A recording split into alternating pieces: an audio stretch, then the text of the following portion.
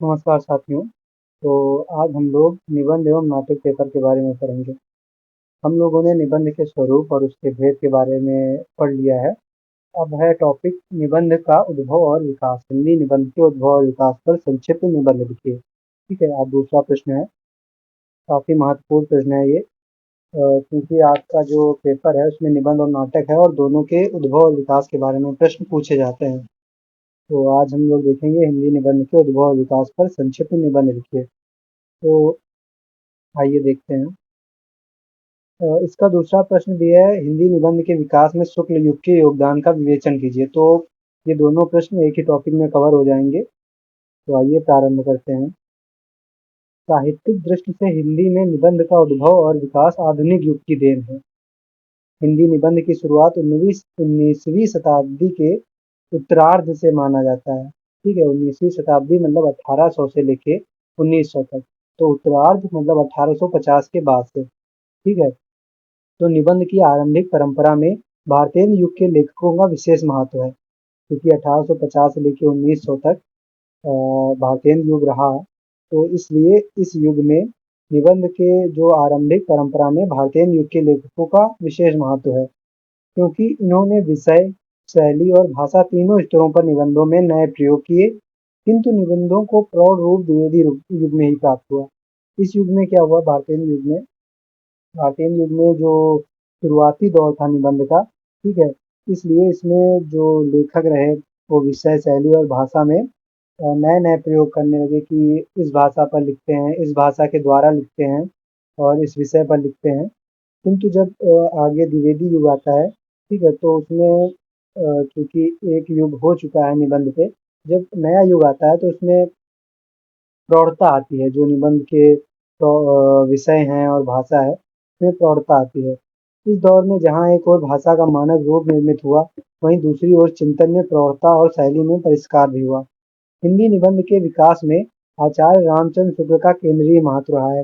जैसे कि हम लोगों ने मैंने आपको कहानी के इतिहास के बारे में पढ़ाया था, तो उसमें जो प्रेमचंद जी थे वो बहुत प्रसिद्ध कहानीकार हैं। ठीक है, तो उनके ही नाम पर जो युगों का विभाजन किया गया, जैसे प्रेमचंद पूर्व युग, प्रेमचंद युग और प्रेमचंदोत्तर युग।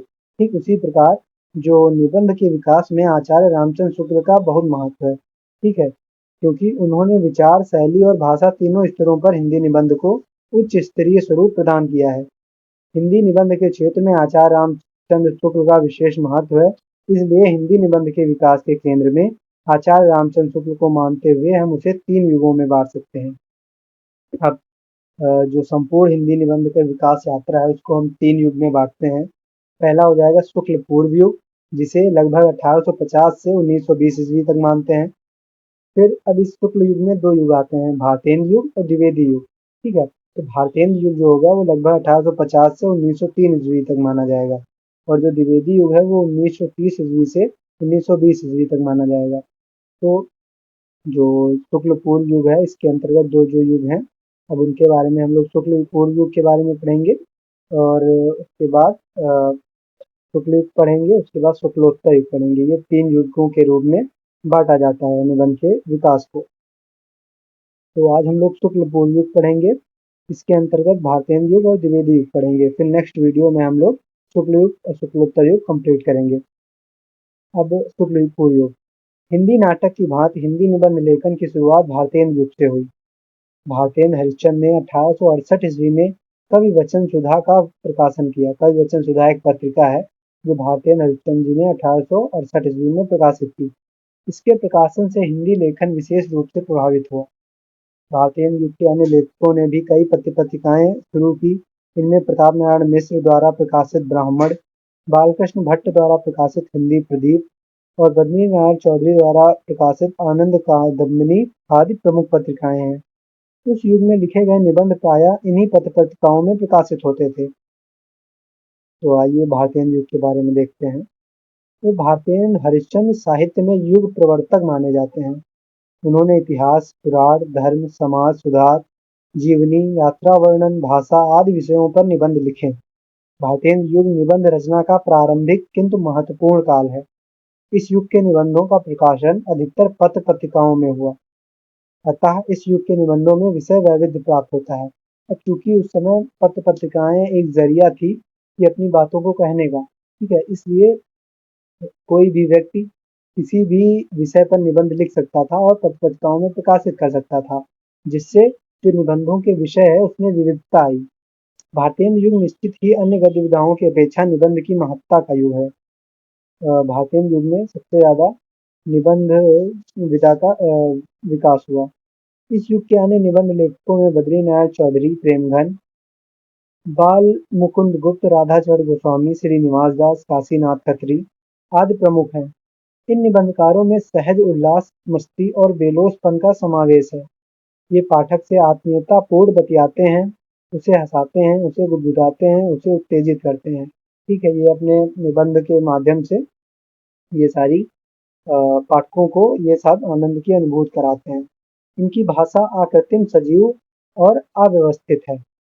व्याकरणगत अशुद्धियां भी प्राप्त होती हैं, चूंकि जो खड़ी बोली थी उस समय उसका स्वरूप अभी पूर्ण रूप से विकसित नहीं हुआ था, इसलिए ये सब हमें भाषा में देखने को मिलता था।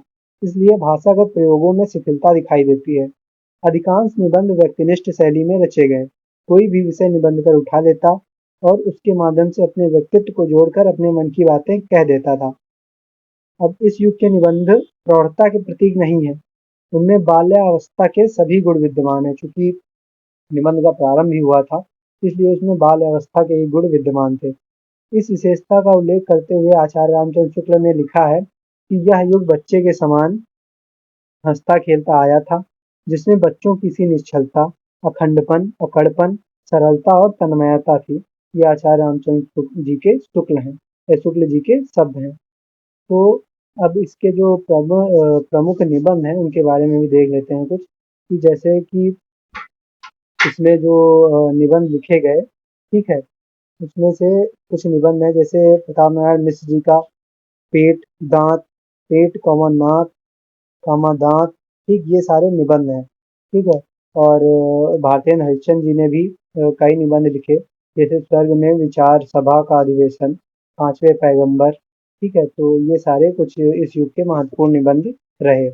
अब द्विवेदी युग की बारी है कि द्विवेदी युग में आचार्य महावीर प्रसाद द्विवेदी जी केंद्रीय व्यक्तित्व के रूप में प्रतिष्ठित हुए थे, अतः उन्हीं के नाम पर द्विवेदी युग का नामकरण हुआ।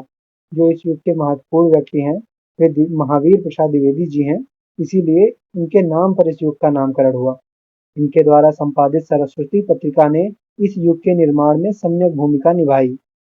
अ, जो सरस्वती पत्रिका है वो 1903 ईस्वी में ये महावीर प्रसाद द्विवेदी जी द्वारा संपादित की गई। ठीक है, तो इसीलिए इस पत्रिका का बहुत महत्वपूर्ण भूमिका इस युग में रही है। द्विवेदी युग में अनुवाद कार्य को महत्व प्राप्त हुआ। परिणाम स्वरूप अंग्रेजी और मराठी के निबंध साहित्य का अनुवाद हिंदी में होने लगा। इससे हिंदी निबंध की शैली और स्वरूप में परिवर्तन हुए। अब चूंकि भाषा के आधार पर अनुवाद होने लगे, इससे भाषा भी थोड़ा थोड़ा प्रौढ़ होती गई।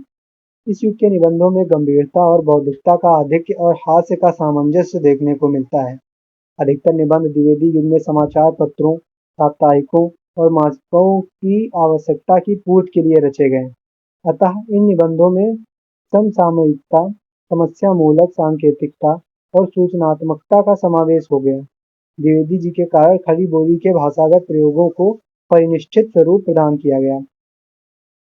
इस युग के निबंधकारों में आचार्य महावीर प्रसाद द्विवेदी, पंडित माधव प्रसाद मिश्र, पंडित गोविंद नारायण मिश्र, पंडित चंद्रधर शर्मा गुलेरी, बाबू गुलाब राय, बाबू ब्रजनंदन सहाय एवं पंडित पद्म सिंह शर्मा, सरदार पूर सिंह, ठीक, आदि प्रमुख हैं। मिश्र जी के निबंधों में देश प्रेम, सामाजिक धार्मिक जीवन के प्रति अटूट श्रद्धा और आस्था मिलती है।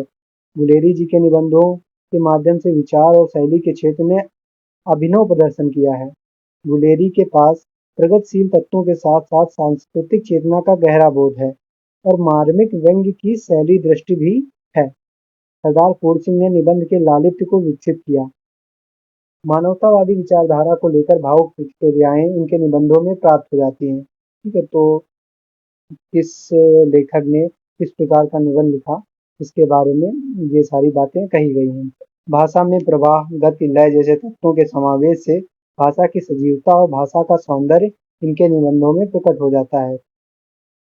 समग्रतः इस युग के निबंधों में राष्ट्रीय जागृति, विश्व प्रेम, सामाजिक एकता, भारत और अन्य देशों का संपर्क, जातीय स्मृतियों का पूरा आविष्कार, सांस्कृतिक पुनरुत्थान तथा भाषा परिष्कार का निर्देशन होता है। निबंध की शैलियों में विकास होता है। भारतीय युग की अपेक्षा इस युग में व्यंग्य शैली का प्रयोग कम हुआ है। गंभीर बौद्धिकता प्रखर हुई। निबंधों का प्रचार प्रसार बौद्धिक क्षेत्र तक ही रह गया। साधारण पाठक साधारण पाठक वर्ग से निबंध दूर होने लगा, क्योंकि इसमें जो बौद्धिक रूप से जो गंभीर निबंध लिखने लगे, जिससे कि साधारण जो पाठक होता था वो निबंध से दूर होने लगा। एक तरह से द्विवेदी युग में निबंध का जो अभिजात स्वरूप निर्मित किया, उसने निबंध के पाठक समुदाय को सीमित करना प्रारंभ कर दिया। भाषा और शैली की दृष्टि से निबंध साहित्य इस युग में स्तरीय हुआ, मतलब स्तर उसका बढ़ा। तो अब इसमें हो जाएगा जो इसके प्रमुख निबंध हैं इस युग के, उनके बारे में चर्चा कर लेते हैं। जैसे कि हजारी प्रसाद द्विवेदी जी का जो निबंध संग्रह है रसद के रज्जन नाम से प्रकाशित हुआ, ठीक है।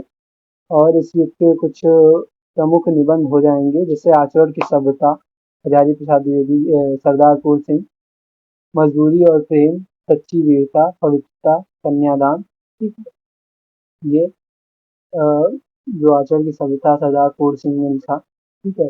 मजदूरी और प्रेम इन्होंने लिखा। तो ये सारे कुछ महत्वपूर्ण निबंध हो जाएंगे इस युग के। तो ये आपका कंप्लीट हो जाएगा। अब अगला जो है शुक्ल युग है और शुक्लोत्तर युग है, वो अगली वीडियोज में मैं बता दूंगा। धन्यवाद।